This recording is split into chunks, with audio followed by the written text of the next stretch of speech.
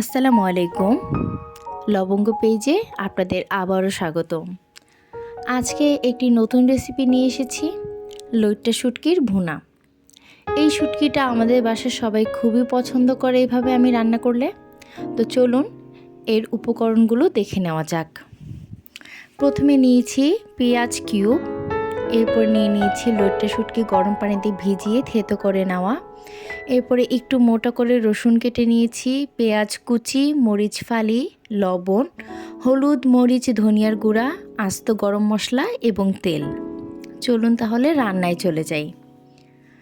একটি প্যানে বেশ খানিকটা তেল নিয়ে নিচ্ছি আর তার মধ্যে নিয়ে নিচ্ছি পেঁয়াজ কুচি আর সাথে সাথেই দিয়ে দিচ্ছি লইট্টা শুটকির সেই থেতো করা। এবার বেশ কিছুক্ষণ নাড়াচাড়া করে একদম লাল লাল করে ভেজে নিতে হবে। আমার প্রায় লাল লাল করে ভাজা হয়ে গিয়েছে। এবার এখানে দিয়ে দিচ্ছি আদা রসুনের পেস্ট এবং যে মশলাগুলো দেখিয়েছিলাম সেই গুঁড়া মশলা আর গরম মশলাগুলো দিয়ে দিলাম স্বাদ অনুযায়ী লবণ। এবার বেশ কিছুক্ষণ কষিয়ে নেওয়ার পরে দিয়ে দিচ্ছি সেই মোটা করে কেটে রাখা রসুন আর পেঁয়াজ।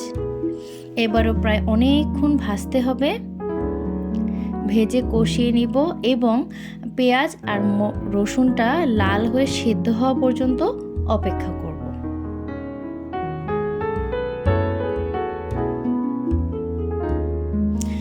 শুটকি ভুনাটা আমার প্রায় হয়ে এসেছে।